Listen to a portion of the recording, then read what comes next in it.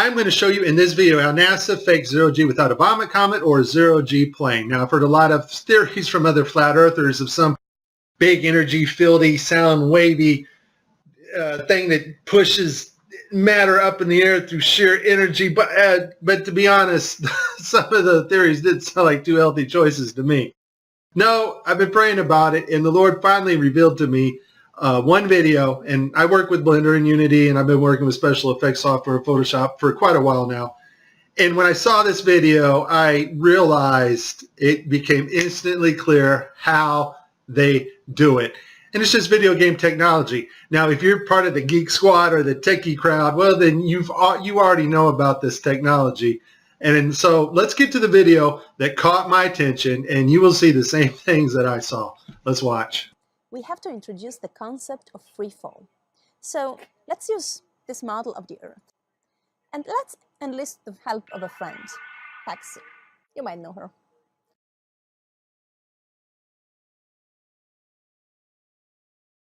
So what is significant about this video is, number one, it was live to school children. Number two, we have this stuffed animal that is transitioning in on another video channel. And the actor is able to reach up and grab this doll in real 3D space and manipulate this doll with their hands. And so the only way you're going to pull that off is with one technology. And that technology is virtual reality. More importantly, though, something called augmented virtual reality. Now, before 2012, NASA used masking techniques much like we do in Photoshop and After Effects.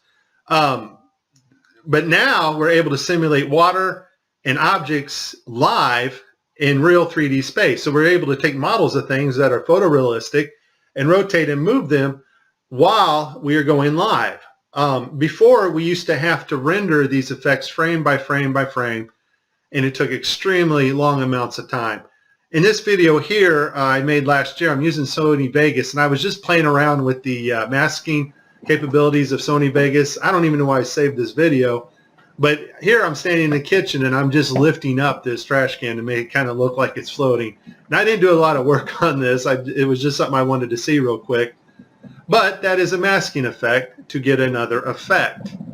We now have the technology to simulate water, materials, fabrics live in real 3D space with virtual reality, but better yet, augmented virtual reality. And all augmented virtual reality is taking the objects in 3D space from a virtual reality world and putting them in our world on another screen, which we can see, manipulate, and touch with virtual reality contacts or glasses.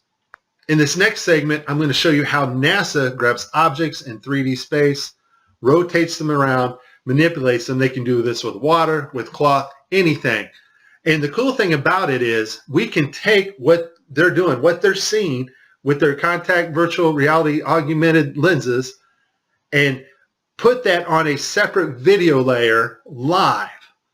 Yes, live, and do it all in real time. So I'm going to show you what it looks like to them as they're grabbing objects and manipulating them.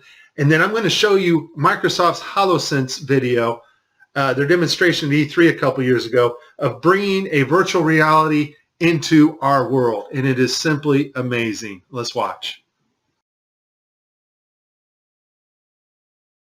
Specifically, how HoloLens can turn every room of your house into a personalized video game level. But today, we want to take mixed reality one step further. So we've got something new to show you. Holograms you can hold.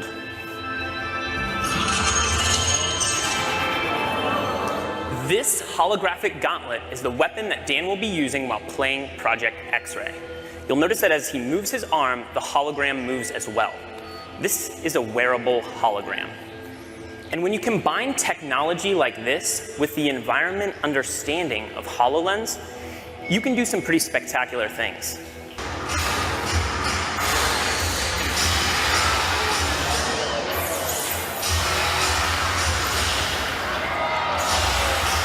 Dan can even use his shield to defend himself.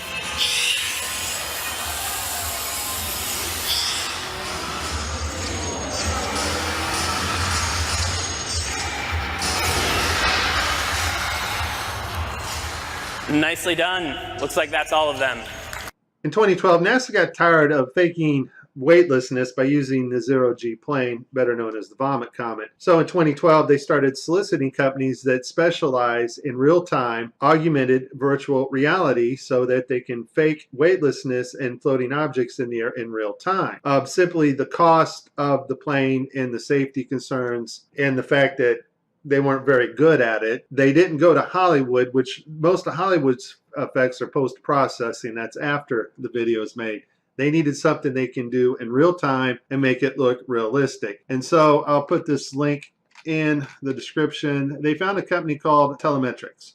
Thank you, Debbie Durant, for bringing this to my attention. After I researched this, lo and behold, I found out our government has a contract with these people. And Telemetrics, basically what they do is they help news teams and they bring broadcasts together in real time, and they're able to create sets, cities, anything you want in a virtual reality world and make it look absolutely 100% real. They're also able to bring different people from around the world, put them in the same room and broadcast live, give them desks, whatever they need to make the broadcast. So it's a pretty amazing company. Here we see Johnson Space Center. Telemetrics provided latest camera robotics technology at NASA's government television at Mission Control. Why do you need to fake virtual reality sets at Mission Control and Johnson Space Center? I think we know the answer to that when we saw Tim Peake on the gridded blue screen. So this next segment, I'm going to show you what it looks like when virtual reality being broadcast live doesn't work out so well because the system's not perfect. And then at the very end, I'm going to show you the mother of all screw-ups when they actually have a channel shut off that should be on. Because once again, these astronauts are looking in 3D space. They are grabbing objects because they're wearing augmented contact lenses. And if that object's not there broadcast to the viewers live, then it's going to look pretty ridiculous. So let's see some of NASA's screw-ups. I'll cover them as they happen, and then we'll move on to the final. Okay, so this is one of NASA's older videos where they use post-processing and masks. This is a video layer mask in augmented virtual reality. We're going to see him lose his finger here. The watch glitches out. So I guess virtual reality accidents can cause loss of fingers. In this next video, we have Caddy. Now I want you to pay attention to her neck and the way her neckline goes in her shirt. It's cut off. And the necklace. Apparently they wanted to show how cool this necklace looked. Unfortunately, it's not perfect. The necklace goes in and out of her shirt unnaturally, and her neck glitches in several places. I literally spent hours going after probably 30 or 40 videos, probably had approximately 45 minutes straight of NASA messing up the virtual reality setup. I tried to pick some clips that were obvious and some not so obvious. Show you some of the contacts. We're going to see Tim Peake with his contacts in, but these are virtual reality contacts overlaid on the eyes so actors can interact with things in 3D space, all in real time. In this next shot, we will get to see the whole arm setup and the virtual reality glove that covers all the way down the arm and hand. This allows the software to broadcast what we see video-wise as his arm in a shirt sleeve. Okay, I have a lot of Tim Peake screw-ups, but this one here, the system glitches. The software does not track his hand properly, and Tim slips his hand underneath his other fingers, which is tightly holding onto the mic, which would be impossible. I don't think this is Tim's fault. Normally, Tim always moves his other fingers up while he slides his hand under. I just think the system didn't respond to his movements here. This picture here is actually Tim's fault. His hand breaches the 3D mic floating in front of him. In this next clip, we're going to see Tim's arms glitch out as he's manipulating a 3D bubble. Now, this bubble can be done in real time now. We have the technology to do that, which I showed you at the beginning of this. And this bubble is environmentally lit, or HDRI lit, by its environment, which means the bubble can take up its reflections and refractions as it moves around in 3D space in Tim's augmented reality. Once again, augmented VR just means bringing the 3D objects into our world on a separate monitor.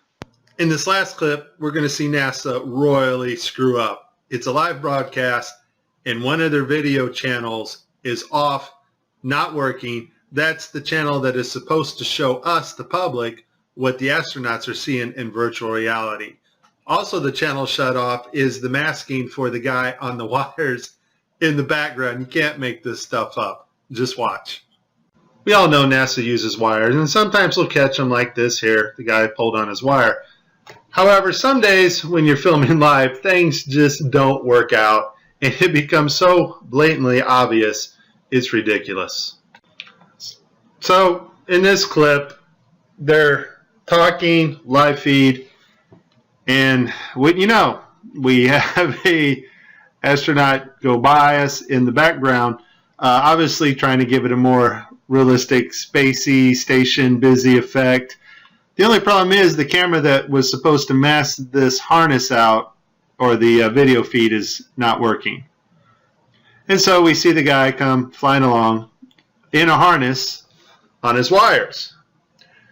Pretty amazing. But that's not all that goes wrong here.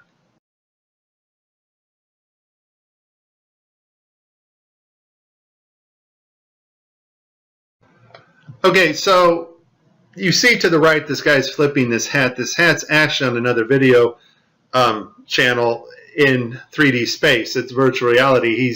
They're wearing augmented contact lenses so that they can interact with these 3D objects. Now, in this scene, the guy on the left in the green shirt, he thinks he sees an object in 3D space that's being broadcast to him. So he grabs it and he puts it off to the side.